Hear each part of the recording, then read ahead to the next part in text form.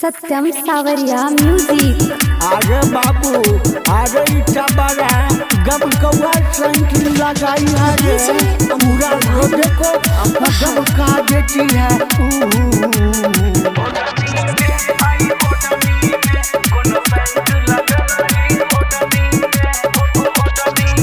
हे गई तोरा देख को हमारा लागे छही दिल तोरनी गई उजर उजर देहिया पर छो लाल रंग के ओढ़नी गई चल हट। ओढ़नी में आई ओढ़नी में कोनो सेंट लगे लगी ओढ़नी में आई ओढ़नी में कोनो सेंट लगे लगी ओढ़नी में।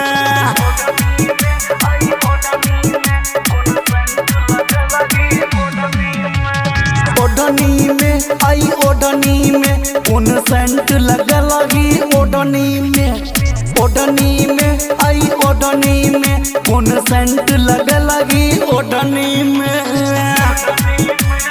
आगे बच्ची तू तो ओढ़नी में सेंट लगा के सबको दीवाना कर दी है। सत्यम सावरिया म्यूजिक। हे गैनैन शराबी ओठ गुलाबी चम चम खूब चमकै छौ सटै छी हमरा में तो देह तोहर गमकै छौ। अच्छा ओढ़नी में आई ओढ़नी में कोन सेंट लगे लगी ओढ़नी में आई ओढ़नी में कोन सेंट लगे लगी ओढ़नी में।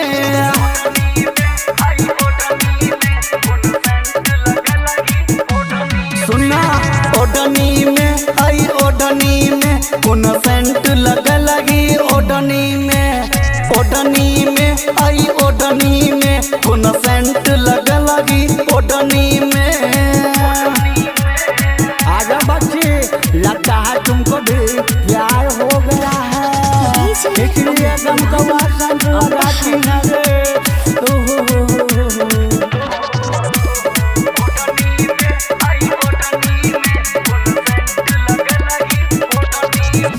हे गई में के सवरिया के फेरा में तू तो रहै छी गे डीजे रंजन बिक्की से बातो नहीं करै छी गे।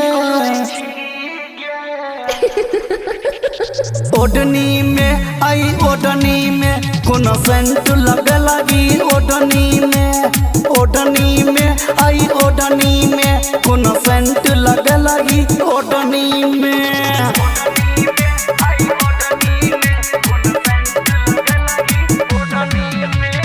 ओढ़नी में आई ओढ़नी में कोन सेंट लगे लगी ओढ़नी में आई ओढ़नी में कोन सेंट लगे लगी ओढ़नी में आई ओढ़नी में कोन सेंट लगे लगी ओढ़नी में। अरे बाप रे बा रे पूरा गम का दिया रे बाबू।